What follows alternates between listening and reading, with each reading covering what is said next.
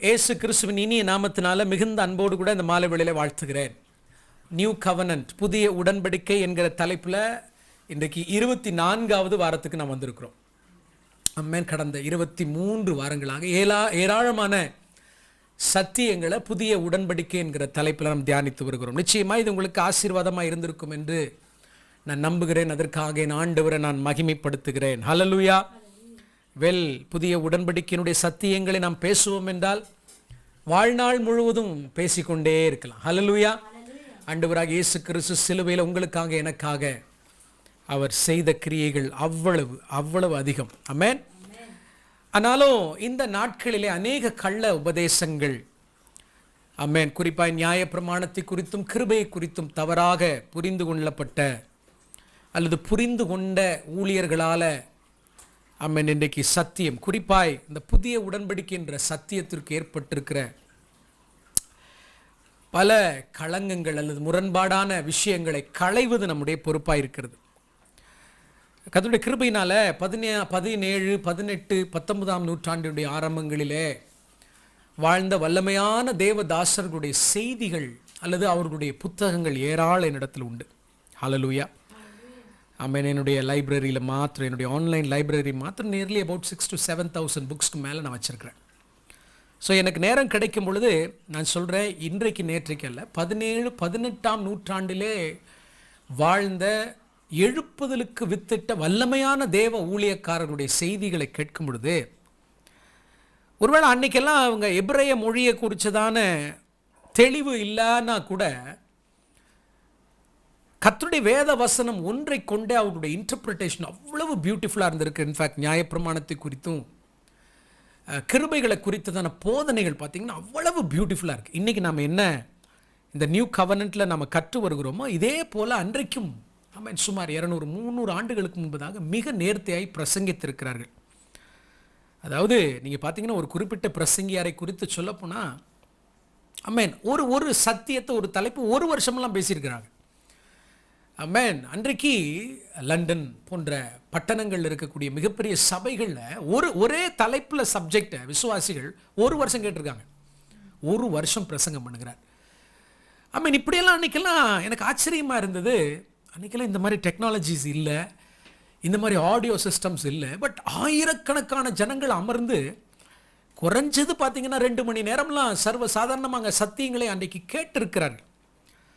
அதனுடைய விளைவு தான் பார்த்திங்கன்னா மிகப்பெரிய எழுப்புதலை தேசம் என்ன செஞ்சிருக்கிற அன்றைக்கெல்லாம் சந்தித்திருக்கிறது.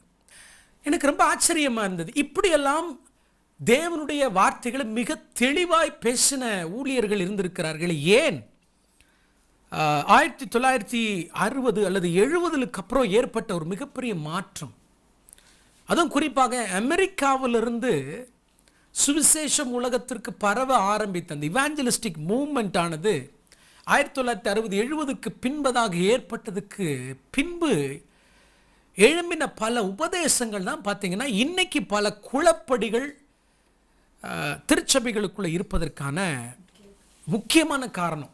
ஸோ நான் வரலாற்றை ஓரளவுக்கு தெரிந்ததுனாலையும் நான் இதை பின்பற்றி, இன்ஃபேக்ட் இது எல்லாவற்றையும் நான் படிக்கிறதுனால நான் உங்களுக்கு சொல்லுகிறேன். ஆனால் அதற்கு முன்பு 200-300 ஆண்டுகளுக்கு முன்பதாக இந்த மாதிரி அஃப்கோர்ஸ் நிறைய கள்ள உபதேசங்களும் அப்போ தான் எழும்பிட்டு. ஜெகோவா விட்னஸ் போன்ற காரியங்கள், கிறிஸ்டியன் சயின்டிஸ்ட், இன்னும் நிறைய விஷயங்கள்லாம் அப்போ தான் எழும்புச்சு. பட் அதே நேரத்தில் பார்த்திங்கன்னா அழகாக சத்தியங்களை இன்றைக்கி நாம் பேசுகிறது போல் அன்றைக்கி பேசியிருக்கிறாங்க. இடைப்பட்ட காலத்தில் தான் பொல்லாத வஞ்சிக்கிற உபதேசங்கள் புறப்பட்டு உலகம் முழுவதையும் இன்றைக்கு கலக்கி கொண்டிருக்கிறது. அநேகர் என்ன செய்கிறாங்க, அதில் விழுந்து விட்டாங்க. அதில் முக்கியமான ஒன்று என்னென்னா, நம்ம இந்த புதிய உடன்படிக்கைக்கு பற்றி நாம் தியானித்து வருகிறதுனால இந்த சப்ஜெக்டை நம்ம டீல் பண்ணி தான் ஆகணும். ஒருவேளை இது எல்லாருக்கும் எப்படி புரிய வைப்பது என்று எனக்கு தெரியவில்லை. ஆனால் பரிசுத்த ஆவியானவருடைய துணையோடு நீங்கள் புரிஞ்சு கொள்ளுவீங்க நான் நம்புகிறேன். ஹல்லேலூயா.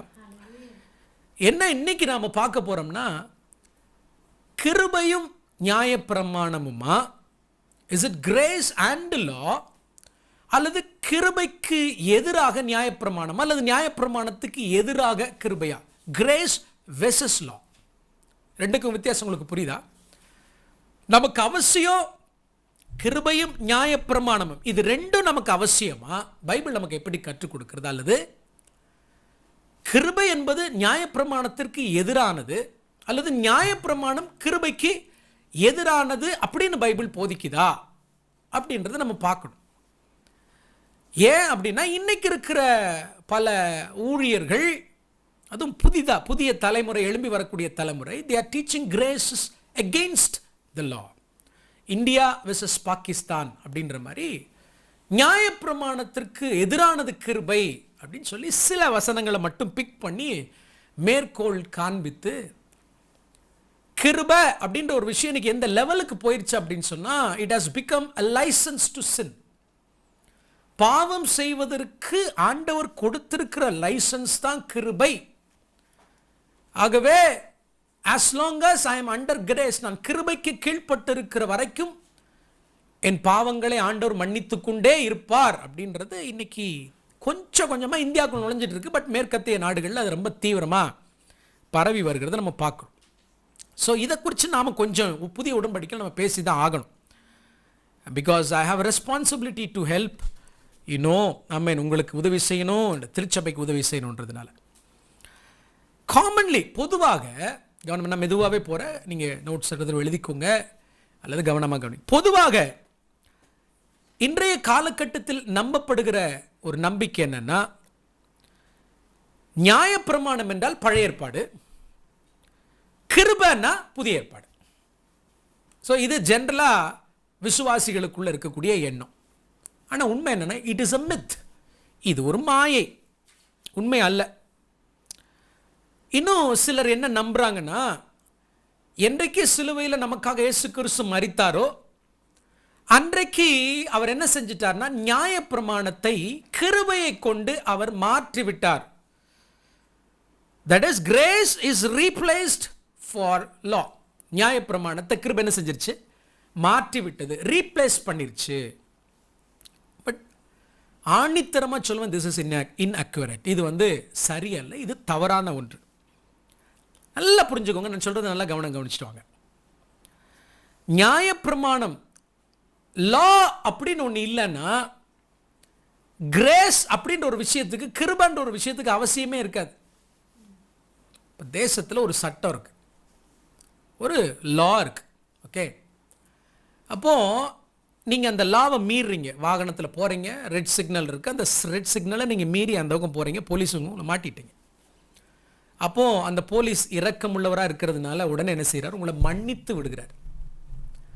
அப்போ உங்களுக்கு மன்னிப்பு அல்லது கிருபை அப்படின்னா என்னன்னு எப்போ உங்களுக்கு புரியுது? லான்னு ஒன்று இருக்குது, பிரமாணம்னு ஒன்று இருக்குது. அந்த பிரமாணத்தை நீங்கள் என்ன செய்கிறீங்க? மீறுறீங்க. மீறினீங்க, அதனால நீங்கள் தண்டனைக்கு உட்படுறீங்க. ஸோ தண்டனைன்னு ஒன்று இருக்க போய் தான் அவன் மன்னிக்கப்படும் பொழுது மன்னிப்பினுடைய மேன்மை உங்களுக்கு என்ன செய்யும்? தெரியும். அப்போ without law there is no need for grace. நம்ம எல்லாருக்குமே தெரியும், நாம் பாவம் செய்யும் பொழுது நம்ம என்ன செய்கிறோம்? நியாயப்பிரமாணத்தை மீறுகிறோம். we are breaking the law when we sin. என 1 யோவான் 3:4 என்ன சொல்லுகிறது? sin is lawlessness. இல்லையா? ஆங்கிலத்தில் அழகா இருக்கு. sin is lawlessness. அநீதி எல்லாம் பாவம். பாவம் என்பது என்ன? பிரமாணத்தை மீறுவதுதான் என்னது? பாவம். அப்போ உடைப்பதற்குன்னு ஒரு சட்டம் இல்லைன்னு வைங்களேன். if there is no law to break, உடைப்பதற்குன்னு ஒரு சட்டம் இல்லைன்னா, ஒரு பிரமாணம் இல்லைன்னா பாவம் ஒண்ணே இருக்காதே. அண்டர்ஸ்டாண்ட்? நான் சொல்றது உங்களுக்கு புரியுதா? if there is no law to break, there is no sin. அப்போ எங்க பாவம் இல்லையோ அங்க கிருபைக்கு வேலையே இல்லை. ஸோ லா இல்லைன்னா சின்ற ஒரு விஷயமே இல்லை, பாவம்ன்ற ஒரு விஷயமே இல்லை. பாவம்னு ஒன்று இல்லைன்னா கிருபைக்கு என்ன இல்லை? வேலையே இல்லை.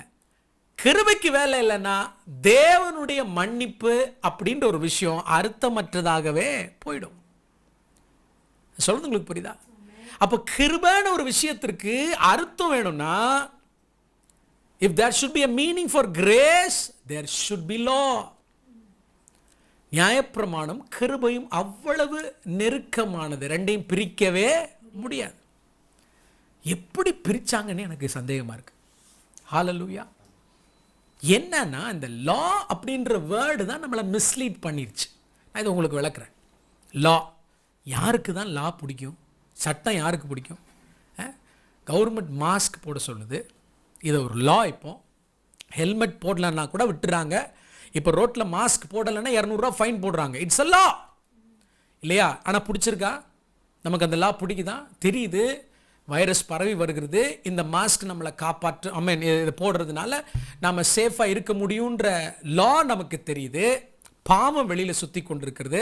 நீ அந்த பாவத்திலிருந்து நீ என்ன செய்ய வேண்டும்? தப்புவிக்க வேண்டும் என்றால் ஆண்டவர் என்ன செய்திருக்கிறார்? லாவை வச்சிருக்கிறார், பிரமாணங்களை வச்சிருக்கிறார். நீ இதை என்ன செய்யாத, மீறும் பொழுது பாவம் என்ன செய்கிறோம்? நீ பாவம் செய்வேன்னு சொல்லி ஆண்டவர் என்ன செய்கிறார்? ஒரு மாஸ்கை போடுற சொல்றாரு. நமக்கு பிடிக்கல, நாம் அதை என்ன மீறுறோம். நான் சொல்றது உங்களுக்கு புரியுதா? உண்மையாகவே இந்த லான்ற வேர்டை நம்ம முதல்ல மறக்க பழகணும். கொஞ்சம் கஷ்டம்தான். தோரா, எல்லாரும் சொல்லுங்க என்னது அந்த வேர்டு? தோரா. தோரானா எக்ஸாக்டா அதனுடைய மீனிங் என்னன்னா இன்ஸ்ட்ரக்ஷன்ஸ் என்ற அர்த்தம், வழிமுறைகள் என்ற அர்த்தம். லா கிடையாது. அன்ஃபார்ச்சுனேட்லி எபிரேய மொழியிலிருந்து கிரேக்க மொழிக்கு அதை மொழியாக்கம் பண்ணும் பொழுது நோமோஸ் என்கிற கிரேக்க வார்த்தையை அதுக்கு மொழியாக்கம் பண்ணிட்டாங்க. பின்பு லாட்டினில் அது வந்து லெக்ஸ்ன்னு ஆகி இங்கிலீஷில் லான்னு வந்து முடிஞ்சு தமிழில் கூட நல்லா இருக்கு, நியாயமான பிரமாணம். நியாயம் இல்லாத பிரமாணம்னு சொல்லியிருந்தா கூட ஓகே டேஞ்சர்னு சொல்லலாம். நியாயமான பிரமாணம் சொல்லுது. ஆக நல்லா புரிந்து கொள்ளுங்க, கிருபையினுடைய அவசியம் நமக்கு எப்போ தெரிஞ்சிச்சுன்னா லா இருக்க போய் தான் தெரிஞ்சிச்சு. ஆக எந்த ஒரு பாவியான மனுஷனுக்கும் நான் சொல்றேன், நியாயப்பிரமாணம் அப்படின்ற ஒரு விஷயம் இருந்தா தான் அவன் பாவின்றதை உணர முடியும். அவன் பாவின்றதை உணர்ந்தாதான் தேவனுடைய கிருபையை அவன் அனுபவிக்க முடியும். தேவனுடைய கிருபையை அனுபவிச்சாதான் அவன் ஆண்டவருடைய மன்னிப்பு என்ன செய்ய முடியும்? உணர முடியும். ஒரு ஆமென் சொல்லுங்க பார்க்கலாம். ஹல்லேலூயா. என் அன்பு தேவனுடைய பிள்ளைகளே, ஆக கிருபைய நியாயப்பிரமாணம் எப்பொழுதும் ஒன்றாகத்தான் இருக்கும். அது ரெண்டும் என்ன செய்ய முடியாது. பைபிள் சொல்லுது கிருபையும் சத்தியமும் ஒன்றை ஒன்று முத்தம் செய்யும். ஹல்லேலூயா. கிருபையும் சத்தியமும் என்ன செய்யுமா? ஒன்றை ஒன்று என்ன செய்யுமா? சந்திக்கும், முத்தம் செய்யும் என்று சங்கீதத்தில் வாசிக்கிறோம். கிருபை எது? we all know what is grace. சத்தியம் எது? பிரமாணம். பிரமாணம், that is the truth. அது ஒண்ணு என்ன செய்யுமா? முத்தம் பண்ணிக்குமா. ரெண்டையும் பிரிக்க முடியாது. நீங்களும் நானும் யார் அதை பிரிப்பதற்கு? ஹல்லேலூயா. the word grace, கிருபை அப்படின்ற வேர்டு கிரேக்க மொழியில் கேரிஸ் அப்படின்னு நம்ம சொல்லுவோம். என்னது? கேரிஸ். எக்ஸாக்ட்லி இட் மீன்ஸ் ஃபேவர்னு அர்த்தம். அதுதான் அதனுடைய அர்த்தம். என்னன்னா தயவு, ஃபேவர். அப்போ இன்னைக்கு என்ன நினைச்சுக்கிட்டு இருக்கோம்னா, மோஸ்ட்லி கிரேஸ்ன்ற வேர்டை அதிகமாக நம்ம பயன்படுத்துவது மன்னிப்புக்காக மாத்திரம்தான் பயன்படுத்துகிறோம் நிறைய பேர். ஏன்னா அங்கே தான் நமக்கு கிரேஸ் அதிகமாக தேவைப்படுது. ஏன்னா பாவம் செஞ்சிடறோம் பாருங்க இல்லையா? அதனால அதிகமாக கிருபை என்கிற வார்த்தையை நம்ம எந்த காரணத்திற்காக மட்டுமே பயன்படுத்துகிறோம், அதிகமாக பயன்படுத்துகிறோம் என்றால் ஃபர்கிவ்னஸ்க்காக மாத்திரம்தான். ஆனால் ஒரு விஷயத்தை நல்லா புரிஞ்சுக்கோங்க, கிருபை என்று வரும்பொழுது எக்ஸாக்டா அதுக்குடைய சரியான வேர்டு வந்து ஃபேவர் அப்படின்ற வேர்டு வார்த்தை. ஆண்டவர் கொடுக்கிற கிருபையினால நமக்கு கிடைக்கிற பல கிஃப்ட்ல ஒண்ணுதான் ஃபர்கிவ்னஸ். கிருபையின் மூலமாக தேவன் உங்களுக்கு அருளி செய்கிற பல ஆசீர்வாதங்களில் ஒன்றுதான் என்னது? மன்னிப்பு. ஓகேவா? இப்போ கிருபைன்றது பல விஷயங்கள் தருகிறது. கிருபைக்கு பின்னாடி இன்னொரு ஆசீர்வாதம், பெரிய ஆசீர்வாதம் என்ன? பரிசுத்த ஆவியானவர். Holy Spirit is the greatest gift which was given by grace. Hallelujah. Amen. இன்னும் அதெல்லாம் நான் விலைக்கு சொல்கிறேன். இப்போ தான் ஜஸ்ட் ஒரு பிளாட்ஃபார்ம் போட விரும்புகிறேன். மறுபடியும் புரிந்து கொள்ளுங்க, கிரேஸ் வெர்சஸ் லா கிடையாது.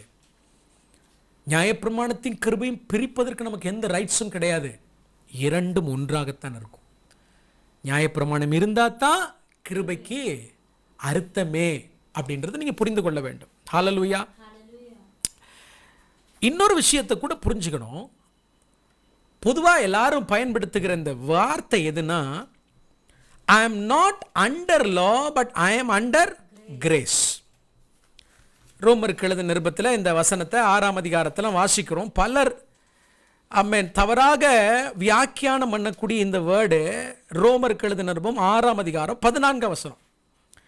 நீங்கள் நியாய பிரமாணத்திற்கு கீழ்ப்பட்டிராமல் கிருபைக்கு கீழ்ப்பட்டிருக்கிறபடினால் பாவம் உங்களை மேற்கொள்ள மாட்டாது. சரி, இதை நான் பின்னாடி உங்களுக்கு எக்ஸ்பிளைன் பண்ணுறேன்.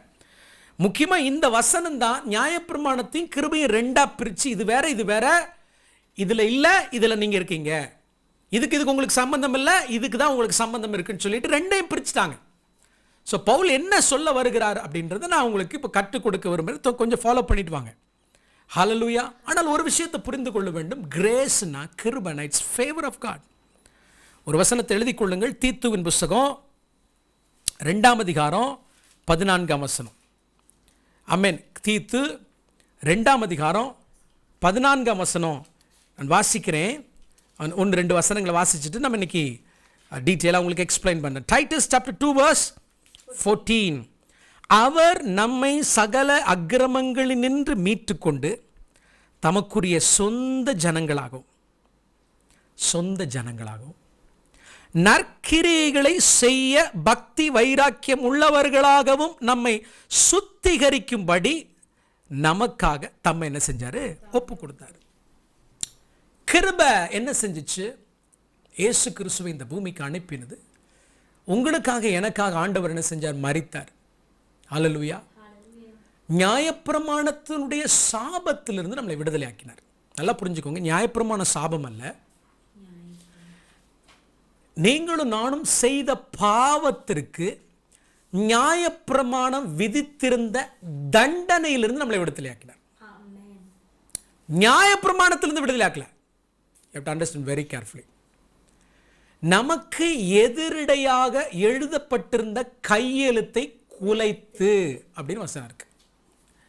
பலர் இந்த வசனத்தை எப்படி எடுத்துக்கிறாங்கன்னா, நியாயப்பிரமாணத்தை கர்த்தர் குலைத்துட்டார், சிலுவையில் நியாயப்பிரமாணத்தை கர்த்தர் அழித்து விட்டார், இயேசு கிறிஸ்து நியாயப்பிரமாணத்தை முடித்து விட்டார். No, no, no, no, no. That's not the way we have to understand. It is a law. It is an instruction. அந்த இன்ஸ்ட்ரக்ஷன் நமக்கு என்ன சொல்லுது? நீ இந்த பாவத்தை செஞ்சனா அதனுடைய கான்சிக்வன்சஸ் இது. நீ இந்த பாவத்தை செஞ்சனா அந்த பாவத்திற்கான தண்டனை இது என்று நியாயப்பிரமாணம் என்ன செய்திருக்கிறது? அழகான இன்ஸ்ட்ரக்ஷன்ஸை நமக்கு கொடுக்குது. நாம் என்ன செஞ்சோம்? நியாயப்பிரமாணத்தை மீறினோம், சட்டத்தை நாம மீறுறோம். மீறினதுனால நமக்கான ஜட்ஜ்மெண்ட்டை நியாயப்பிரமாணம் எழுதுது. நியாயப்பிரமாணம் என்பது வெறும் ஜட்ஜ்மெண்ட் மட்டும் கிடையாது. தோரால என்ன இருக்குது? வாக்குத்தத்தங்கள் இருக்கு, தோரால ஆசீர்வாதங்கள் இருக்கு, தோரால நம்ம நடக்க வேண்டிய வழிகள் இருக்கு. 10 கற்பனைகள் எல்லாம் நம்ம பார்த்தோம். நிறைய கட்டளைகள் இருக்கு, அவைகளுக்கெல்லாம் நம்ம கீழ்ப்படியணும். நாம கீழ்ப்படியாம போகிற பட்சத்தில் அதே நியாயப்பிரமாணம் எதையும் நமக்கு கொடுத்திருக்கிறது? தண்டனையை கொடுத்திருக்கு. அப்ப நான் பாவம் செய்யும் பொழுது அந்த தண்டனை எனக்காக எழுதப்பட்டு விட்டது. ஜான் ரூபன் இந்த பாவத்தை செய்து விட்டான், ஆகவே நியாயப்பிரமாணத்தின்படி அவனுக்கு இந்த தண்டனை என்று எனக்கு எதிராக கையெழுத்த என்ன செய்யப்படுது? போடப்படுது. ஏசப்பா என்ன செஞ்சார்னா லாவை தூக்கி தூர போட்டாரா? இல்ல, லாவை தூக்கி தூர போடல. அந்த லா எனக்கு விரோதமாய் என்னை அழிப்பதற்கென்று, என்னை மரணத்திற்கு எதுவாக என் மேல எழுதின தீர்ப்பை தன் மேல ஏத்துக்கிட்டார். அந்த தீர்ப்பை எடுத்து, அந்த தண்டனையை எடுத்து அவர் ஏற்றுக்கொண்டு அவைகளை சிலுவையில் என்ன செஞ்சிட்டாரு? அழிச்சிட்டார்.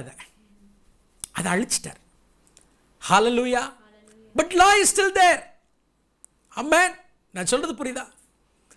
அப்போ நான் ரோமர் 6:14 படி நல்ல கவனிங்க. 6:14 படி பவுல் சொல்லுகிறான், நான் நியாயப்பிரமாணத்திற்கு கீழானவனா இல்ல, கிருபைக்கு கீழ்ப்பட்டிருக்கிறேன் என்று சொல்லுகிறார்னா நல்லா புரிஞ்சுக்கோங்க. என்ன சொல்ல வர்றார்னா, எந்த பிரமாணத்தை பற்றி சொல்லுகிறார்?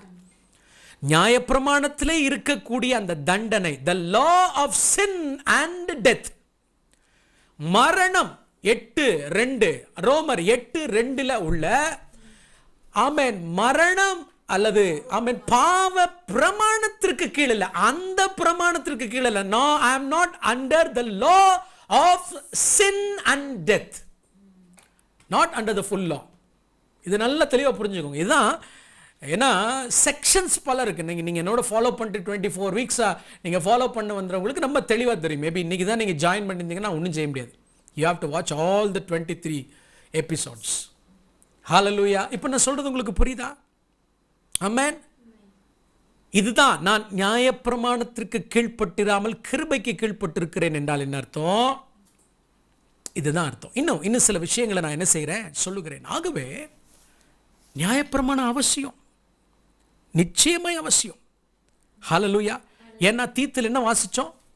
எதற்காக தேவன் நம்மளை மீட்டார்? தமக்குரிய சொந்த ஜனங்களாகவும், யாராக? நீங்க அவருடைய சொந்த ஜனங்களாகவும், தமக்குரிய சொந்த ஜனங்களாகவும் நற்கிரியைகளை செய்ய பக்தி வைராக்கியம் உள்ளவர்களாக ஆகும்படி நம்மை சுத்திகரிக்கும்படி அப்படின்னார். இதே தான் இஸ்ரவேல் ஜனங்கள்ட்ட ஆண்டவர் சொன்னார். நீங்கள் என் வாக்கை உள்ளபடி கேட்டு என் சத்தத்திற்கு செவி கொடுப்பீர்கள் என்றால் பூமியில் இருக்கிற சகல ஜாதிகளும் நீங்கள் என்னுடைய சொந்த ஜனம், சொந்த சம்பத்துன்றார். அப்போ சொந்த ஜனம், சொந்த சம்பத்துன்னு வந்துட்டாலே ஆமே, நம்ம எதற்குள்ள வருகிறோம் என்றால் we come under the law. ஹல்லேலூயா. நான் சொல்றது உங்களுக்கு புரியுது? நம்ம எதுக்கு கீழே வருகிறோம்? அவருடைய பிரமாணங்களுக்கு கீழே நம்ம வந்துதாகணும். ஆபிரகாமா இருக்கட்டும், மோசேயா இருக்கட்டும், யாரா இருக்கட்டும், நம்ம எல்லாருமே அவருடைய பிரமாணங்கள், 10 கற்பனைகள், நீங்களும் நானும் கீழ்ப்படிய வேண்டிய பிரமாணங்களுக்கு கீழே இருந்துதான் ஆகணும். அவைகளுக்கு கீழ்ப்படிஞ்சுதான் ஆகணும். ஏன்னா அவருடைய சொந்த ஜனம் என்றாலே அதுதான் இல்லையா? என் அன்பு தேவனுடைய பிள்ளைகள், ஒரு தேசத்தினுடைய சட்டம், ஒரு தேசத்துக்குன்னு ஒரு அரசாங்கம் இருக்கு.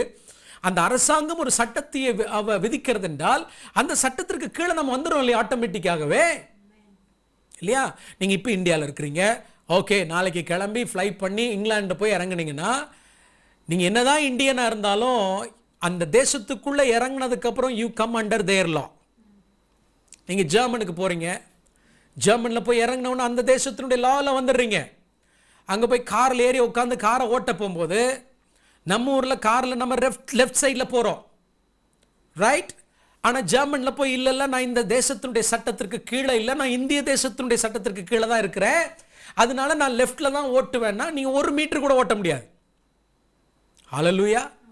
ஸோ அதே போல தான் என் அன்பு தேவனுடைய பிள்ளைகளை, ஆமென், ஸ்தோத்திரம். ஆண்டவருடைய சொந்த ஜனம் என்றால் நீங்கள் அவருடைய கட்டளைகளுக்கு, கற்பனைகளுக்கு கீழே தான் இருக்கிறீங்க. இது ஒரு நாள் என்ன செய்ய முடியாது, மாற்றவும் முடியாது, மறுக்க முடியாது. இந்த அண்டர் த லா அப்படின்ற வேர்டை கொஞ்சம் நான் உங்களுக்கு சொல்ல விரும்புகிறேன், கொஞ்சம் கவனமாக கவனிங்க. அண்டர் த லா, இதுதான் நமக்கு பெரிய கொடைச்சல் பிடிச்ச ஒரு விஷயம். என்னன்னா, நியாய பிரமாணத்திற்கு கீழ்ப்பட்டிராமல் கிருபைக்கு கீழ்ப்பட்டிருக்கிறோம். பட் இப்போ ஓரளவுக்கு நீங்கள் தெளிவாயிட்டீங்க. நியாயப்பிரமாணத்திற்கு கீழ்ப்பட்டிராமல்னா பவுல் எந்த நியாயப்பிரமாணத்தை சொல்கிறாருன்றத நீங்கள் எல்லாருக்கும் வந்துட்டீங்க. Is talking about the law of sin and death. ஒருவேளை இதில் உங்களுக்கு தெளிவு இல்லைன்னா மறுபடியும் நான் சொல்கிறேன். புதிய ஏற்பாட்டில் பிரமாணம் என்று சொல்லப்படுகிற வார்த்தை பல விஷயங்களுக்கு பயன்படுத்தப்பட்டிருக்கு. புரியுதா? ஒன்று ரோமர் 2:14 எடுங்களேன், அது காமிச்சு கொடுத்துட்டு நான் வரேன். ரோமருக்கு எழுதின நிருபம் 2ஆம் அதிகாரம் 14ஆம் வசனம். அன்றியும் நியாயப்பிரமாணம் இல்லாத புறஜாதிகள் சுவாபமாய் நியாயப்பிரமாணத்தின்படி செய்கிற போது, அவனுக்கு நியாயப்பிரமாணம் தெரியாது, யாருக்கு? புறஜாதிக்கு. ஆனாலும் அவன் சுவாபப்படி அவன் என்ன செய்யறான்? எது மாதிரி செய்யறானா? நியாயப்பிரமாணம் மாதிரியே அவன் செய்யறான். நீங்க பார்த்துருக்கீங்களா? சம்டைம்ஸ் நம்மளை விட ஏழைகளுக்கு அவன் அதிகமாக உதவி செய்யறான். நம்மளை விட அவன் உண்மையா இருக்கிறத நீங்க பாக்குறீங்க இல்லையா? ரைட்? ஸ்தோத்திரம். நான் சொல்றது உங்களுக்கு புரியுதா? ஆமென். ஒரு அருமையான ஒரு பிஸ்னஸ் மேன், ஒரு ஐயா என்னை சந்திப்பதற்காக இன்றைக்கி சாயந்தரம் வந்திருந்தார். அவர் நிறைய விஷயங்கள் அவரோடு கூட உட்காந்து பேசிகிட்டு இருந்தோம். ரொம்ப சந்தோஷமாக இருந்தது. இப்போ தான் ஆண்டவரை ஏற்றுக்கொண்டிருக்கிறார். நல்ல ஒரு பிஸ்னஸ் மேன். அவர் பாக்கெட்டில் கையை விட்டு 500 600 இருக்கும் அந்த மொபைலினுடைய மதிப்பு. He is a business man. பல லட்சம் ரூபாய், கோடி ரூபாய் டர்ன் ஓவர் பண்ணுறாரு. பட் அவர் சொல்கிறார், நான் வாட்ஸ்அப் பண்ணி யூஸ் பண்ணுறதில்ல, எந்த சோஷியல் மீடியா யூஸ் பண்ணுறதில்ல. ஐ want to B a challenge. இன்னைக்கு இருக்கிற ஜெனரேஷனுக்கு நான் சேலஞ்சாக வாழ விரும்புகிறேன். இந்த பழைய நோக்கியாவான்னு கூட தெரியல, இவ்வளோ 500 600 கூட அவ்வளோதான் அந்த ஃபோனோட மதிப்பு இருக்கும், வேறு எதுவுமே கிடையாது, ஜஸ்ட் கால்ஸ். இதை வச்சு தான் நான் என் பிஸ்னஸ் நான் பண்ணி கொண்டிருக்கிறேன். I want to be a challenge அப்படின்றாரு இன்னைக்கு இருக்கிற. எனக்கு ஆச்சரியமாக இருந்துச்சு, எனக்கே வெக்கமாக போயிடுச்சு. நான் சொல்கிறது உங்களுக்கு புரியுதா? சுவாபப்படி பார்த்தால் நம்ம ஆட்கள் நியாயப்பிரமாணத்தை தூக்கி குப்பையில் போடணும் பேசிக்கிட்டு இருக்காங்க. ஆனா புறஜாதிகள் சுவாபப்படி எதை பின்பற்றுகிறவன் போல தெரியுது. நியாயப்பிரமாணத்தை வாசிங்க, செய்கிறவர்களா தேவனுக்கு எங்க 14 வசனம், நியாயப்பிரமாணம் இல்லாத புறஜாதிகள் சுவாபமாய் நியாயப்பிரமாணத்தின்படி செய்கிற போது, இதை இப்ப இந்த நியாயப்பிரமாணம்னு நீங்க என்ன எடுப்பீங்க? இங்க சொல்லப்பட்டிருக்கு, it is not law of sin and death. நல்ல விஷயங்கள், நல்ல விஷயங்கள். தகப்பனின் தாயையும் கணம் பண்றான். இன்னைக்கு நான் சொல்ல உண்மையை, ஆண்டவருடைய பிள்ளைகளை காட்டிலும் புற மதஸ்தர்கள் இருக்கக்கூடிய பிள்ளைங்க தகப்பனும் தாயும் கனம் பண்றதை நீங்க பார்த்துருக்கீங்களா? நம்ம கலாச்சாரத்தில் நீங்க பாருங்க. என் அன்பு தேவனுடைய பிள்ளைகளை, நியாயப்பிரமாணமே இல்லை, ஆனா சுவாபப்படி it seems they know the law. வாசிங்க, நியாயப்பிரமாணம் இல்லாத அவர்கள் தங்களுக்கு தாங்களே நியாயப்பிரமாணமாக இருக்கிறார்கள் பவுல். அப்படின்னா ரோமர் 2:14 இந்த பிரமாணத்துக்கு பேர் லா ஆஃப் நேச்சர்னு அர்த்தம். லா ஆஃப் நேச்சர், அப்படி ஒரு லா இருக்கு. ஸோ அதையும் பைபிள் என்ன நினைக்குது? நியாயப்பிரமாணம் நினைக்குது. நமக்கு தமிழ் டிரான்ஸ்லேஷன்ல இது நியாயப்பிரமாணம், அது நியாயப்பிரமாணம், இது நியாயப்பிரமாணம் சொல்றதுனால எந்தெந்த வசனத்தில் எதை பவுல் சொல்றாருன்ற தெளிவு நமக்கு இல்லாதனால ஒட்டு மொத்தமாக எல்லாத்தையும் சேர்த்து தூக்கி தூர போட்டாச்சு. அப்ப புறஜாதிகளுக்கு கூட என்ன இருக்கு? a law of nature. ஆண்டவர் அவங்கள எப்படி நியாயம் தீர்க்க போகிறார்? அவர்களுக்கு பைபிள் தெரியாது, இயேசுப்பாவை பற்றி தெரியல, அவங்க ஆண்டவர் ஒரு முறை கூட கேட்காம அவங்க மரித்து விட்டார்கள். ஆண்டவர் எப்படி நியாயம் தீர்க்க போகிறார்னா, he is going to judge them according to the law of nature. அந்த law of natureன்ற ஒரு விஷயத்தை என்னன்னு தான் பவுல் சொல்றார்? நியாயப்பிரமாணம் தான் சொல்றார். தங்களுக்கு தாங்களே நியாயப்பிரமாணமா இருக்கிறான், அவனே நியாயப்பிரமாணமா இருக்கான்றார். நான் சொல்ல உங்களுக்கு புரியுதா? ரோமர் 8 லா ஆஃப் லைஃப் இருக்கு, ஜீவன் பிரமாணம், ஆவியின் பிரமாணம் அப்படின்னு ஒரு விஷயம் இருக்குது. அது நியாயப்பிரமாணம் தான். பட் அதுக்கு பயன்படுத்துகிற வேர்டு என்னது? நியாயப்பிரமாணம்ன்ற வேர்டு தான். It's about the spirit of God. பரிசுத்த ஆவியானவர் நமக்குள்ள இருப்பது. எப்படி ஏதேன் தோட்டத்தில் ஆதாமோட ஏவாளோடு அவர் இருந்து அவர்களை நடத்தினாரோ, எப்படி ஆபிரகாமோடு கூட இருந்து நடத்தினாரோ, மோசேயோடு கூட இருந்து நடத்தினாரோ, அதுபோல ஜீவனின் ஆவியின் பிரமாணம் என்கிற ஒன்றே நமக்குள்ள இருக்குது. ஹல்லேலூயா. ஏற்கனவே நம்ம பார்த்தது போல ரோமர் 8:2 law of sin and death. அப்போ இந்த காரியத்தை குறித்து தான் நம்ம பேசுறோம். நான் நியாய பிரமாணத்திற்கு கீழே இல்லை, நியாய பிரமாணத்திற்கு கீழே இல்லைன்னு பவுல் சொல்லும்போது எதை பற்றி சொல்லுகிறார்? the law which defines sin and death. அதுக்கு கீழே நான் இல்லை. பாவம் மரணம் என்ற பிரமாணத்துக்கு கீழே இல்லை. நம்ம ஆட்கள் கொஞ்சம் விட்டா ஈவன் எந்த லாக்கு கீழே நாங்கள் இல்லைன்றுவாங்க. அஃப்கோர்ஸ் நம்ம எல்லாருமே ஏதோ ஒரு லாக்கு கீழே தான் இருக்கிறோம். இப்போ நான் இந்த சீட்டில் உட்காந்துருக்கேன்னா I am under the law of gravity. இல்லாட்டா நான் மேலே மிதங்கிட்டு இருப்பேன் இல்லையா? ரைட். ஒரு விமானம் ஆகாயத்தில் பறக்குதுன்னா it is under the law of aerodynamics. அந்த லாக்கு கீழே தான் இருக்கிறோம். Of course we are under the law of God. தேவனுடைய பிரமாணத்திற்கு கீழ்பட்டுத்தான் ஆக வேண்டும். தேவனுடைய பிரமாணம் வேண்டாம்னா பைபிளே வேண்டாமே. ஹல்லேலூயா. இப்போ நான் சொல்றது உங்களுக்கு புரியுதா? நான் சொல்றது உங்களுக்கு புரியுதா?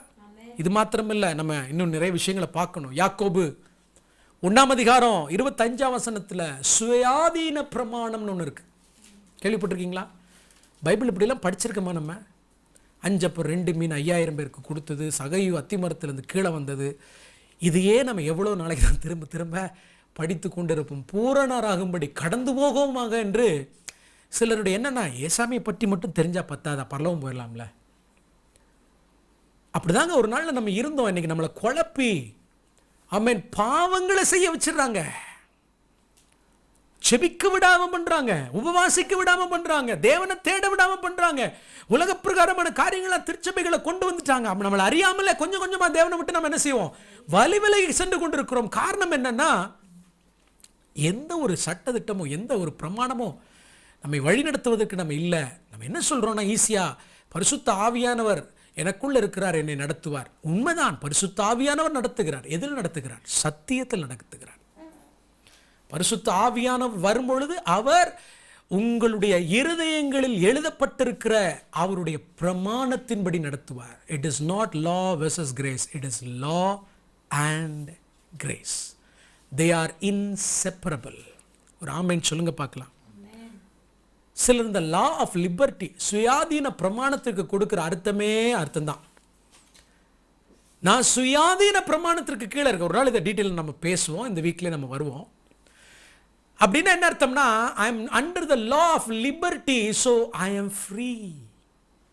சுயாதீனமாக இருக்கார் அவர், எந்த பிரமாணத்துக்கு கீழே இல்லை, சுயாதீன பிரமாணம். You know what is mean by சுயாதீன பிரமாணம்? லா ஆஃப் லிபர்ட்டின்னு என்ன தெரியுமா? It is not liberty to sin, it is liberty from sin. பாவத்திலிருந்து நான் விடுதலையாக இருக்கிறேன் என்ற அர்த்தம் அது. பாவம் செய்வதற்கு விடுதலை அல்ல, பாவத்திலிருந்து விடுதலையாக்கப்பட்டிருக்கிறேன். இப்படியும் லா இருக்கு. லா, தி ராயல் லா, ராஜரிக பிரமாணம். அதே யாக்கோபு 2:8 ராஜரிக பிரமாணம்னு ஒன்று கேள்விப்பட்டிருக்கீங்களா? இப்படிலாம் நிறைய பிரமாணங்கள் இருக்குமா. So I am not under பிரமாணம், நான் நியாய பிரமாணத்திற்கு கீழே இல்லை அப்படின்னு சொன்னீங்கன்னா எதை சொல்றீங்க? ராஜரிக பிரமாணத்துக்கு கீழே இல்லைன்னு சொல்றீங்களா? தேவனுடைய பிரமாணத்துக்கு கீழே இல்லைன்னு சொல்றீங்களா? சுயாதீன பிரமாணத்துக்கு கீழே இல்லைன்னு சொல்றீங்களா? எதற்கு கீழே இல்லைன்னு நீங்க சொல்றீங்க? You should be very clear. இப்போ புரிஞ்சிருக்குன்னு நினைக்கிறேன். நீங்களும் நானும் பாவம் மரணம் என்கிற பிரமாணத்திற்கு கீழே இல்லை. மேபி இதையும் நான் எக்ஸ்பிளைன் பண்றேன். இப்போ நான் விமானத்தில் பறந்து கொண்டிருக்கிறேன். விமானத்திற்குள்ள நான் இருக்கும் பொழுது I am under or I mean in the covering of the law of aerodynamics. இல்லையா? ஏரோடைனமிக்ஸ் என்கிற விதிக்கு கீழே நான் இருக்கிறபடினால விமானத்திற்குள்ள மேலே என்ன செஞ்சு பறந்துகிட்டு இருக்கிறேன். அதான் கிருபை, கிரேஸ். ஓகேவா? Grace as well as law. Yeah, law of aerodynamics. இப்போ நான் சொல்றேன், இல்லை என்ன பாவம் ஒன்றும் செய்ய முடியாது. ஆமென். நான் என்ன செய்ய போறேன்? விமானத்தை விட்டு வெளியில் வர போறேன். பறந்து கொண்டே இருக்கும்போது என்ன செய்ய போறேன்? விமானத்தை விட்டு வெளியில் வர போறேன். என்ன நடக்குது பார்ப்போம்னு சொல்லி நீங்க விமானத்தை கதவை திறந்து ஓப்பன் பண்ணி வெளியில் வந்தீங்கன்னா, லா ஆஃப் கிராவிட்டி என்ன செஞ்சிடும்? உங்களை டேக் ஓவர் பண்ணிடும். லா ஆஃப் கிராவிட்டி உங்களை டேக் ஓவர் பண்ணிடும். மேலே கீழே வந்து தெரிச்சு என்ன செய்வோம்? விழுந்து விடுவோம். புவியீர்ப்பு விசை என்கிற அந்த லா நம்மளை மேற்கொண்டுரும். நல்லா புரிஞ்சுக்கோங்க, law of sin and death இருக்கத்தான் செய்யுது. ஆமென். பாவம் மரணம் என்கிற பிரமாணம் இந்த உலகத்தில் இருக்கத்தான் செய்யுது. தேவனுடைய பிரமாணம் இருக்குது. நல்லா புரிஞ்சுக்கோங்க. ஆவியின் ஜீவனுடைய பிரமாணம் இருக்குது. எதற்கு என்னை நான் ஒப்புக் கொடுக்கிறேனோ அதற்கு நான் கீழ்ப்பட்டிருக்கிறேன். அதான் ஒன்று. நான் சொல்றது புரியுதா? இப்போ நான் தேவனுடைய கிருபைக்கு கீழ்ப்பட்டிருக்கிறேன். ஆகவே நான் பாதுகாக்கப்பட்டிருக்கிறேன். நான் விருப்பப்பட்டால், நான் விரும்பினா எதுக்கு கொடுக்கலாம்? லா ஆஃப் கிராவிட்டிக்கு கொடுக்கலாம். லா ஆஃப் சின் அண்ட் டெத்துக்கு என்ன கொடுக்கலாம்? இதனால தான் பவுல் சொல்லும் பொழுது சொல்லுகிறான், அப்பிரயோஜனமற்ற மனிதன் நான். எனக்குள்ள 2 பிரமாணம் இருக்கு. ஒன்று ஆவியின் பிரமாணம், இன்னொன்று மாம்சத்தின் பிரமாணம். ஒன்றொன்று என்ன செய்யுது? ஒன்றுக்கொன்று எதிரடையாக யுத்தம் பண்ணி கொண்டிருக்கிறது. நான் எப்பொழுதெல்லாம் என்னை ஆவியின் பிரமாணத்துக்கு ஒப்புக் கொடுக்கிறேனோ அப்பொழுது பாவத்தை ஜெயிக்கிறேன். எப்பொழுதெல்லாம் பாவத்திற்கு என்னை ஒப்புக் கொடுக்கிறேனோ ஆமென், அப்பொழுதெல்லாம் மாம்சம் என்ன செய்யறது? மேற்கொண்டு விடுகிறதுன்னு பவுல் சொல்றாரு. அசட்டுத்தனமான வாழ்க்கை வாழ்ந்து விட முடியாது. என் அன்பு தேவனுடைய பிள்ளைகளே, இயேசு கிறிஸ்துவை ஏற்றுக்கொண்டு அவருடைய கிருபைக்குள்ள, அவருடைய பாதுகாப்புக்குள்ள வரும் பொழுது பாவம் உங்களை மேற்கொள்ளாதபடி அவர் உங்களை என்ன செய்கிறாரு? காக்கிறார். இப்ப நான் சொல்றது இன்னும் கவனமா கவனிங்க.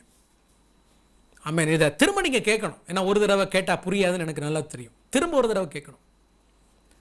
என் அன்பு தேவனுடைய பிள்ளைகளே, if I say that I am not under the law, அப்படின்னா என்ன அர்த்தம்னா, நான் தோராவுக்கு கீழே இல்லை அப்படின்னு அர்த்தம் இல்லை. இயேசு கிறிஸ்து என் பாவங்களை மன்னித்து விட்டபடினால் தோராவினுடைய காண்டம்னேஷன், நியாயப்பிரமாணத்தினுடைய தண்டனைக்கு கீழ் இல்ல, நியாயப்பிரமாணத்தினுடைய சாபத்திற்கு, நான் செய்த பாவத்தினால நியாயப்பிரமாணம் எனக்கு விதிக்கிற சாபத்திற்கு கீழ் இல்லைன்னு அர்த்தம். மறுபடியும் சொல்றேன், if I am saying that I am not under the law, it means I am not under the condemnation of Torah. And if I am under the grace, நான் கிருபைக்கு கீழே இருக்கிறேன்னா என்ன அர்த்தம்னா, I am under the approval of Torah அர்த்தம். சொல்றது உங்களுக்கு புரியுதா? ஓகே, நான் எதற்கு கீழே இருக்கிறேன்? தோராவினுடைய அப்ரூவலுக்கு கீழே இருக்கிறேன். அப்பதான் கிருபை ஆண்டவர் தருவாருங்க, அப்பதான் கிருபையை தருவார். இன்ஃபேக்ட் நீங்களும் நானும் தோராவோட ஸ்டாண்டர்டுக்கு, லாவோட ஸ்டாண்டர்டுக்கு வாழ முடியாது. ஹalleluya. So if I am under the law அப்படின்னா என்ன அர்த்தம்? I am not under the law அப்படின்னா என்ன அர்த்தம்? நான் அந்த பிரமாணத்திற்கு கீழே நான் இப்ப இல்லைன்னு அர்த்தம்னா என்ன அர்த்தம்னா, என்னால் அந்த தோராவோட அலைனான வாழ்க்கை நான் வாழ முடியல, அதோட இணைஞ்ச வாழ்க்கை என்னால் வாழ முடியல, நான் தோற்று போயிட்டேன். அந்த ஸ்டாண்டர்டுக்கு கீழே நான் வாழ்ந்து வந்தேன். எனக்காக இயேசு கிறிஸ்து 2000 ஆண்டுகளுக்கு முன்பாக இந்த பூமிக்கு வந்து, ஆமென், என்னால அந்த வாழ்க்கையை வாழ முடியாததுனால என் தண்டனையை அவர் தன் மீது என்ன செய்தார்? ஏற்றுக்கொண்டு தோரா எதிர்பார்த்த ஸ்டாண்டர்டை எனக்காக அவர் வாழ்ந்து, அவரை விசுவாசிக்கிறதுனால, நல்லா புரிஞ்சுக்கோங்க, நான் வயலேட் பண்ண கமாண்ட்மெண்ட்ஸை, நான் மீறின கற்பனைகளை, கட்டளைகளை, ஆமென், அவர் நிறைவேற்றி, அவர் அதன்படி வாழ்ந்து காண்பித்து என்னுடைய தண்டனைகளை அவர் என்ன செய்தார்? தன்மேல் ஏற்றுக்கொண்டபடினால, விசுவாசத்தினால, தோரானால நான் அப்ரூவ் பண்ணப்பட்டுட்டேன். எந்த லா என்ன தண்டனைக்கு உட்படுத்துச்சோ அதே லா என்ன அப்ரூவ் பண்ணுச்சு. எதனால? இயேசு கிறிஸ்து எனக்காக சிலுவையில் மரித்ததுனால. நல்லா புரிஞ்சுக்கோங்க, கிருபைன்றது அதுதான். Now I am under the approval of the word of God. It's because of Jesus. Under grace என்றது in fact under the law தான். Can you understand? எந்த லாவுக்கு கீழே இல்லைன்னா தண்டனை சட்டம், பாவத்தினுடைய தண்டனைக்கு கீழே, சாபத்திற்கு கீழே இல்லை. Hallelujah. Of course, I want God to open your eyes. உங்க கண்களை திறக்கணும். I want you to understand this. Understand this. வேதத்தினுடைய ஒரு வசனங்களை விளையாட்ட எடுக்காதீங்க. 10 கற்பனைகள் நாம் வாழ்ந்துதான் ஆக வேண்டும். தீத்துல வாசிச்ச நற்கிரியைகளை செய்யும்படி கர்த்தர் உங்களை என்ன செஞ்சிருக்கிறார்? அழைத்திருக்கிறார். எப்போது சொல்றேன், இன்னைக்கு நான் சொல்றேன், தெளிவா சொல்றேன், நான் ரட்சிக்கப்பட்டது கிருபையினால மாத்திரம்தான். பலியினாலேயோ நியாயப்பிரமாணத்தினுடைய கிருபையினாலேயோ நற்கிரியைகளை செய்ததுனால நான் ரட்சிக்கப்படல. மோசேயும் அப்படி ரட்சிக்கப்படல, இஸ்ரவேல் ஜனங்கள் அப்படி ரட்சிக்கப்படல, ஆபிரகாம் அப்படி ரட்சிக்கப்படல. எல்லாம் என்ன நினைப்பு தெரியுமா? பழைய ஏற்பாட்டில் இருந்த பரிசுத்தவான்கள் எல்லாம் கிரியையினால் ரட்சிக்கப்பட்டார்கள் என்றும், புதிய ஏற்பாட்டு பரிசுத்தவான்கள் எல்லாம் கிருபையினால் ரட்சிக்கப்பட்டார்கள் என்கிற ஒரு மாயை தோற்றத்தை உண்டு பண்ணி இருக்கிறாங்க. நோ, அப்படி பைபிள் எங்கேயுமே இல்லை. நீங்க வேணா எடுத்து காமிங்க எனக்கு. நோவாவுக்கோ கர்த்தருடைய கண்களில் கிருபை கிடைத்தது. கிருபைன்ற வார்த்தை புதிய ஏற்பாட்டை விட பழைய ஏற்பாட்டில் தான் அதிகமா இருக்கு. யார் சொன்னது? கிருபையை ஆமென், பழைய பைபிளில் இருக்கிற பரிசுத்தவான்களுக்கு கிருபையெல்லாம் புரியாதான். இப்போ உள்ளவங்களுக்கு தான் கிருபை புரியுதான். ஹல்லேலூயா. தாவீதுக்கு கர்த்தருடைய கிருபை புரியாமையாங்க சீலோவில் இருக்க வேண்டிய உடன்படிக்கை பெட்டியை கொண்டு வந்து தன்னுடைய வீட்டிற்கு அருகில ஒரு கூடாரத்தை அமைத்து வைக்கிறார்னா, தாவீதுக்கு தேவனுடைய கிருபை அறிஞ்சிருக்கிறார். வேற ஒருத்தன் ஆண்டவர் அடிச்சிருப்பாரு. நமக்கு அந்த தைரியம் உண்டா? ஆசரிப்பு, ஆமென், உடன்படிக்கை பெட்டி எங்க இருக்க வேண்டும்? ஷீலோவில் இருக்க வேண்டும். பெலிஸ்தீர் அதை எடுத்துக்கொண்டு போறாங்க. திரும்ப பெலிஸ்தீனுடைய தானயத்திலிருந்து அந்த உடன்படிக்கை பெட்டியை கொண்டு வருகிறார்கள் என்றால் எங்க கொண்டு போய் வைக்க வேண்டும்? ஷீலோவில் இருக்கக்கூடிய ஆமென். ஆசரிப்பு கூடாரத்தில் இருக்கக்கூடிய மகா பரிசுத்த ஸ்தலத்திற்குள் வைக்க வேண்டிய உடன்படிக்கை பெட்டிய தாவீது தன்னுடைய வீட்டிற்கு அருகாமலே இவரே ஒரு கூடாரம் போட்டு மகா பரிசுத்த ஸ்தலத்திற்குள்ள இருக்க வேண்டிய பெட்டியை ஒரு திரைச்சிலை மறைவில் வைத்திருக்கிறார் என்றால் எவ்வளவு தைரியம் தாவீதுக்கு இருந்தது. It's because he know what's the grace of God. Hallelujah. யார் சொன்னது பழைய ஏற்பாட்டு பரிசுத்தவான்களுக்கு கிருபையை பற்றி தெரியாது என்று? நோ. என் அன்பு தேவனுடைய பிள்ளைகளே, தேவ சமூகத்து அப்பத்தை கேட்டு வந்து பாங்கி புசிக்கிறான் யாரு? தாவீது. ஆசாரியர்கள் மட்டுமே பரிசுத்த ஸ்தலத்தில் இருக்கக்கூடிய தேவ சமூகத்து அப்பத்தை புசிக்க முடியும். தாவீது துணிகரமாக தைரியமாக தேவ சமூகத்து அப்பத்தை எடுத்து சாப்பிடுறாருன்னா அவருக்கு தெரியும் கிருபைனா என்ன. தேவனே சுத்த இருதயத்தில் என்னிலே சிருஷ்டியும் நிலைவரமான ஆவியை என்னிலே புதுப்பியும். உம்முடைய சமூகத்தை ஆண்டவர் உம்முடைய பிரசன்னத்தை என்னை விட்டு எடுத்து போடாதிரும் என்று பாவம் செய்ததற்கு பின்பதாக கர்த்தருடைய பாதத்தில் விழுந்து அழுகிறார் என்றால் அவருடைய கிருபை. அதனாலதான் பாடுறார், கர்த்தர் நல்லவர், அவருடைய கிருபை என்றும் உள்ளது. யார் சொன்னது கிருபைன்னா? புதிய ஏற்பாடு. ஆமென். நியாயப்பிரமாணம்னா பழைய ஏற்பாடு. ஒரு மித்து இது. ஒரு ஆமென் சொல்லுங்க பார்க்கலாம்.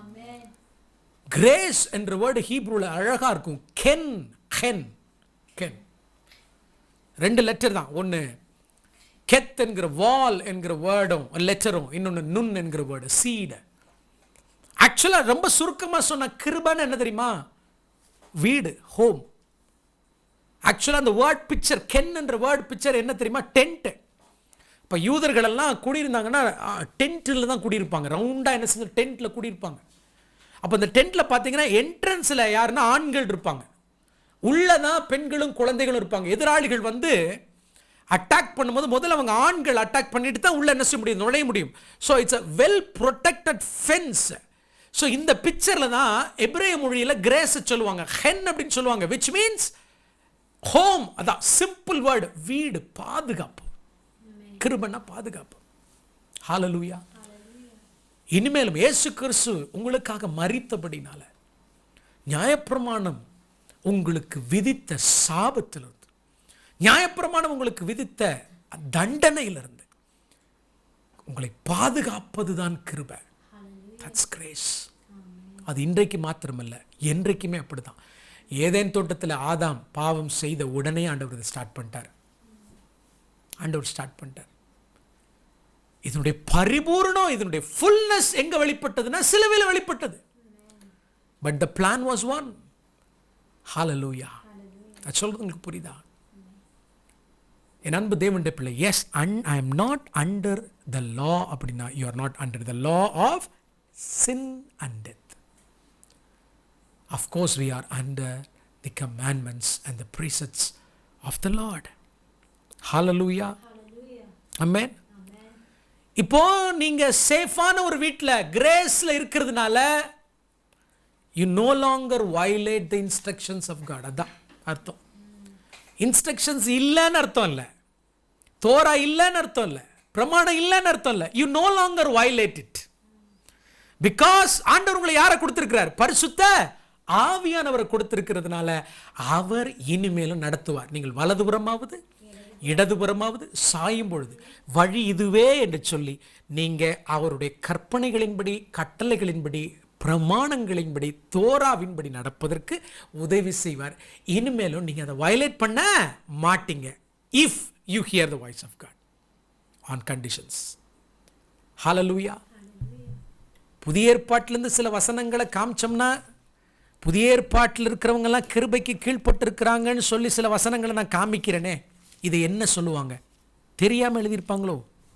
1 கொரிந்தியர் புஸ்தகம் 5ஆம் அதிகாரம் 1ஆம் வசனத்தில் வாசிப்போம். பவுல் தான் சொல்றாரு, உங்களுக்குள்ளே 1 கொரிந்தியர் 5:1 வாசிக்கிறேன். உங்களுக்குள்ளே விபச்சாரம் உண்டென்று பிரத்யட்சமாய் சொல்லப்படுகிறது. சபைக்குள்ள ஒருவன் தன் தகப்பனுடைய மனைவியை வைத்துக் கொண்டிருக்கிறானே, அது அஞ்ஞானிகளுக்குள்ளும் சொல்லப்படாத விபசாரமா இருக்கிறதே. இப்படிப்பட்ட காரியம் செய்தவனை கவனிங்க. பவுல் சொல்றாரு, கிருபைக்கு கீழே இருக்கக்கூடிய ஜனங்களுக்கு சொல்றாரு, கிருபைக்கு கீழே இருக்கிற சபைக்கு சொல்றாரு. நியாயப்பிரமாணத்துக்கு கீழே இல்லை தானே, கிருபைக்கு கீழே தானே நம்ம இருக்கிறோம். சொல்றார் பாருங்க, இப்படிப்பட்ட காரியம் செய்தவனை நீங்கள் உங்களை விட்டு நீக்காமலும் துக்கப்படாமலும் இருமாப்படைந்திருக்கிறீர்களே. நான் சரீரத்தினாலே உங்களுக்கு தூரமாயிருந்தும் ஆவியினாலே உங்களோடு கூட இருக்கிறவனாய் இப்படி செய்தவனை குறித்து நான் கூட இருக்கிறது போல. ஆமென்.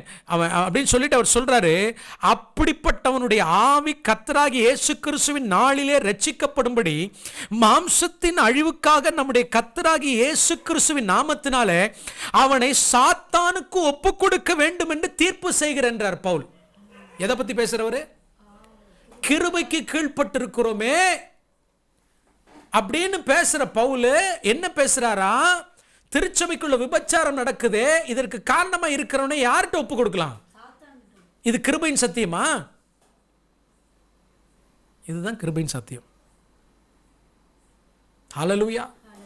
கிருபையின் சத்தியத்தை பேசுகிறவர்கள் இதை பேசுவீர்களா? பேச முடியுமா? அப்ப என்ன அர்த்தம்? he is applying the law here. கிருபையை பற்றி அதே பவுல் விபச்சாரம் என்று வரும்பொழுது எதை பற்றி பேசுகிறார்? லா அப்ளை பண்றாரா இல்லையா? தோரா அப்ளை பண்றாரா இல்லையா? ஹல்லேலூயா. இன்னொரு வசனத்தையும் காண்பித்து கொடுக்கிறேன். ஆமென். அப்போஸ்தலர் நடபடிகளின் புத்தகம், இது எல்லாருக்கும் தெரிஞ்ச ஒரு விஷயம்தான். 5ஆம் அதிகாரம் 1ஆம் வசனத்திலிருந்து வாசித்து பாருங்க, உங்களுக்கு தெரியும். 5ஆம் அதிகாரம், ஆமென், 1ஆம் வசனத்திலிருந்து அனனியாவும் சப்பிராளும் தங்களுடைய பங்கை வஞ்சித்து வந்து ஆவியானவரிடத்தில் என்ன சொல்றாங்க? பொய் சொல்லுகிறாங்க. 10 கட்டளைகளில் ஒரு கட்டளை, ஆமென், பொய் சொல்லாதிருப்பாயாக. அது மாத்திரமல்ல, வஞ்சிக்கிறாங்க. என்ன நடக்கிறது? இச்சிக்கிறார்கள், அதையும் அவங்க மீறாங்க. பைபிள் சொல்லுகிறது, அனனியா இந்த வார்த்தைகளை கேட்கவே விழுந்து ஜீவனை விட்டான். இவைகளை கேள்விப்பட்ட யாவருக்கும் மிகுந்த பயம் உண்டாயிற்று. பின்பு அவனுடைய மனைவியும் கிருபைக்கு கீழே இப்படி நடக்குமோ? கிருபைக்கு கீழே இப்படி நடக்குமோ? Hallelujah. Yes, God is gracious. God is gracious. But at the same time, நியாயப்பிரமாணமும் இருக்கின்றது நமக்கு இங்க பார்க்க முடியுதா இல்லையா? I am not under the law அப்படினா I am not under the law of sin. But I am under the law of God. I am under the law of life. I am under the law of liberty. I am under the royal law of God. No, நாம் அதிலிருந்து ஒரு நாளும் தப்பிக்கவே முடியாது. எபிரேயருக்கு எழுந்த நிருபம் வாசிங்க பார்க்கலாம் என்னோட கூட சேர்ந்து. ஆண்டவர் உங்களோட பேசுகிறாருன்னு நம்புகிறேன். தயவுசெய்து சத்தியங்களை கேட்கும் பொழுது கவனமாக கேளுங்க, கவனமாக கேளுங்க. ஆமென். ஸ்தோத்திரம். பவுல் தீமோத்தேயுக்கு சொல்லும் பொழுது, ஒருவன் மேலும் சீக்கிரமாய் உன் கைகளை வையாதே என்று சொல்லிட்டு அவர் சொல்றாரு, அவர்கள் செய்கிற பாவத்துக்கு நீ என்ன செய்யாத, உடன்படாத அப்படிங்கிறார். நான் ஊழியக்காரனா, ஒரு பாஸ்டரா, என்கிட்ட ஜெபிக்க வர்றவங்க தலையிலெல்லாம் நான் கை வச்சு ஆண்டவரே ஆசீர்வதிங்க நான் சொல்லக்கூடாது. நல்லா புரிஞ்சுக்கோங்க. நான் அவர்களை ஆசீர்வதிக்கிறதுக்கு அவர்கள் பாத்திரவான்களா அப்படின்றத அறிஞ்சதுக்கு அப்புறம் தான் நான் ஆசீர்வதிக்கணும். ஒருத்தன் ஆமென் கொள்ளை அடிச்சுட்டு வாரான், எனக்கு 10 லட்சம் காணிக்கையை கொடுத்துட்டு என்னை ஆசீர்வதிங்க பாஸ்டர்னா, மனம் குளிர்ந்து அவன் என்ன செஞ்சிருவேன்? ஆசீர்வதிச்சிருவேன். அப்படியா? உனக்கு இங்கிருந்து அந்த பணம் கிடைச்சிச்சு ஐயா, இந்த மாதிரி. நோ, உன் பணத்தை தூக்கிட்டு ஓடியே போயிரு. ஐ கான் பிளஸ் யூ. உன்னை ஆசீர்வதிக்க முடியாது, ஆசீர்வதிக்க கூடாது. ஒருவேளை அவன் தகுதியற்றவனாய் இருந்து நான் அவனை ஆசீர்வதிக்கிறேன் என்றால் என்ன அர்த்தம்? அவன் செய்த பாவத்திற்கு நான் என்ன செய்கிறேன்? உடன்படுகிறேன். தீமோத்தேயுக்கு பவுல் சொல்றார், இதை ஒருவன் மேலும் சீக்கிரமாய் கைகளை வைக்காத. அப்படின்னா என்ன அர்த்தம்? டக்குன்னு ஆசை, சும்மா வந்தவன் தலையெல்லாம் கை வச்சு ஆண்டவன் ஆசீர்வதிக்கிறார், உயர்த்துகிறார். ஆனால் நான் அதை காண்கிறேன், இதை காண்கிறேன். No, not like like. நீங்களே ஒருத்தர்கிட்ட ஜெபிக்க போறீங்கன்னா உங்க மனசாட்சி சொல்லும்ல யாரு நீங்க. உங்களுக்கு தெரியுமா தெரியாத நீங்க யாருன்னு? தெரியும்ல. அப்புறம் எப்படி நமக்குள்ள நம்முடைய மனதை நம்முடைய குற்றவாளி என்று தீர்க்கும் பொழுது நான் அடுத்தவனுடைய பணத்தை ஏமாத்தி இருக்கிறேன், ஆமென், நான் பொய் சொல்லிட்டு வந்து நிற்கிறேன், எனக்கு நான் யார் என்று தெரியுமே, எப்படி ஒரு ஊழியக்காரனை ஆசீர்வதிப்பான் என்று நான் எதிர்பார்க்க முடியும்? Hallelujah. I am talking from the New Testament. கிருபையை பற்றி பேசின பவுல் தான் இவைகள் எல்லாவற்றையும் பேசுகிறார். ஒரே ஒரு வசனத்தை வாசிப்போம். எபிரேயருக்கு எழுதின நிருபம் 10ஆம் அதிகாரம் 26 வாசிப்போமா எல்லாரும் சேர்ந்து. சத்தியத்தை அறியும் அறிவை அடைந்த பின்பும் நாம் மனப்பூர்வமாய் பாவம் செய்கிறவளாய் இருந்தால், நல்லா புரிஞ்சுக்கோங்க பிரதர், நான் கிருபைக்கு கீழ்பட்டிருக்கிறதுனால நான் செய்கிற பாவத்தெல்லாம் ஆண்டவர் வந்து இக்னோர் பண்ணிடுவார்ன்ற சத்தியத்தை தயவு செய்து நம்பாதீங்க. No no. என்ன இன்னைக்கு இருக்கிற காலகட்டத்தில் உள்ளத்தை உடைக்கிற வேதனையான ஒரு விஷயம் என்னன்னா, தேவனுடைய மனிதர்கள் கூட பாவம் செய்கிறார்கள், இந்த உலகம் அதை கண்டும் காணாம விட்டு விடுது. மூத்த ஊழியர்கள் இளைய தலைமுறையினர் அல்லது இளைய ஊழியர்கள் செய்கிற பாவத்தை கண்டு கொள்ளவில்லை. அம்மேன் அவங்க செய்கிறாங்க, என்னென்னமோ அட்டூழி அக்கிரமெல்லாம் பண்ணுறாங்க, விபச்சாரம் வரைக்கும் அம்மேன் அவர்கள் செய்கிறார்கள். யாருமே கண்டுக்குள்ள அவனை ஆண்டவர் பார்த்துக்குவார், ஆண்டவர் அவனை மன்னிச்சிருவார்ன்றாங்க. எந்தவித ஆமேன் ஒரு ரிப்பன்டன்ஸோ ஒரு ரிமோர்ஸ் கூட இல்லாமல், ஒரு மனஸ்தாபம் கூட இல்லாமல் தான் செய்ததை நியாயப்படுத்தி கொண்டு தொடர்ந்து ஊழியத்தில் செய்கிறதுனால அடுத்து வரக்கூடிய விசுவாசிகளுக்கு, இளைய தலைமுறைகளுக்கு பாவத்தை குறித்து என்ன கிடையாது, பயமே இல்லை. ஆண்டவர் மன்னிக்கிறாரியா, ஆண்டவர் மன்னிக்கிறாரியா இப்படின்னு சொல்லியே இன்னைக்கு என்ன செஞ்சிட்டோம் அப்படின்னா, கொஞ்சம் கொஞ்சமா ஒரு காலத்தில் ஆமேன் அருவருப்பு என்று நினைத்த பாவங்களை இன்னைக்கு ஆமேன் சர்வசாதாரணமாக செய்யக்கூடிய நிலைக்கு இன்னைக்கு விசுவாசிகள் தள்ளப்பட்டு விட்டார்கள். ஹல்லேலூயா. யோசித்து பாருங்க. இன்னைக்கு பேசி கொண்டிருக்கும் பொழுது ஒருத்தர் சொன்னார், ஐயா கோயம்புத்தூரில் இருக்கக்கூடிய கோர்ட்டில், எனக்கு எந்த அளவுக்கு அந்த ஸ்டாட்டிக்ஸ் உண்மைன்னு தெரியல, பட் சொல்கிறேன், பட் எல்லாருக்குமே இது தெரிந்திருக்கும், கோர்ட்டில் விவாகரத்து என்று வரும் பொழுது மோர் தென் 50 to 60% எல்லாமே கிறிஸ்தவ குடும்பங்கள் தாங்க, கிறிஸ்தவ குடும்பங்கள் தான். Why? ஏன் கிறிஸ்தவ குடும்பங்களில் விவாகரத்து அதிகமாக இருக்குது? என்ன ரீசன்? மாற்ற முடியலையே. என் அன்பு தேவனுடைய பிள்ளைகளே, வேதனையாக இருக்கிறது பாருங்க. சத்தியத்தையும் அறியும் அறிவை அடைந்த பின்பு நாம் மனப்பூர்வமாய் பாவம் செய்கிறவளாய் இருந்தால், பாவங்களின் நிமித்தம் செலுத்தத்தக்க வேறொரு பலி இனி இராமல், நியாய தீர்ப்பு வரும் என்று பயத்தோடு எதிர்பார்க்குதலும் விரோதங்களை பட்சிக்கும் கோபாக்கினியுமே இருக்கும். மோசேயினுடைய பிரமாணத்தை தள்ளுகிறவன் இரக்கம் பெறாமல் 2-3 சாட்சிகளின் வாக்கினாலே சாகிறானே, தேவனுடைய குமாரனை காலின் கீழ் மிதித்து தன்னை பரிசுத்தம் செய்த உடன்படிக்கையின் இரத்தத்தை அசுத்தம் என்று எண்ணி கிருபையின் ஆவியை நிந்திக்கிறவன் எவ்வளவு கொடிதான ஆக்கினைக்கு பாத்திரமான இருப்பான் என்பதை யோசித்து பாருங்கள் அப்படிங்கிறாங்க. புதிய ஏற்பாடு தான் சொல்லுது. என் அன்பு தேவனுடைய பிள்ளைகளை, yes, I am under grace, which means I am not under the law of sin and death. நான் பாவத்தை மீறி தண்டனைக்குள்ளான அந்த பிரமாணத்திற்கு கீழே இல்லாம தேவனுடைய கட்டளைகளுக்கும் கற்பனைகளுக்கும் கீழ்ப்படிவதற்கு பரிசுத்த ஆவியானவருடைய உதவியை பெற்ற, கிருபையை பெற்ற அதற்கு கீழே இருக்கிற. தெளிவா இருக்க உங்களுக்கு புரியுதா? அதுதான் கிருபைக்கு கீழ்ப்பட்டிருப்பது. ஹல்லேலூயா. See, the law is not the issue. பிரச்சனை வந்து நியாயப்பிரமாணம் இல்லை. The issue is not whether the law is good or bad. நியாயப்பிரமாணம் நல்லதா கெட்டதான்றதெல்லாம் பிரச்சனை கிடையாது. பிரச்சனை என்னன்னா, நல்லா புரிஞ்சுக்கோங்க, whether keeping the law it can forgive my sins or does it give eternal life னா இது இல்லை.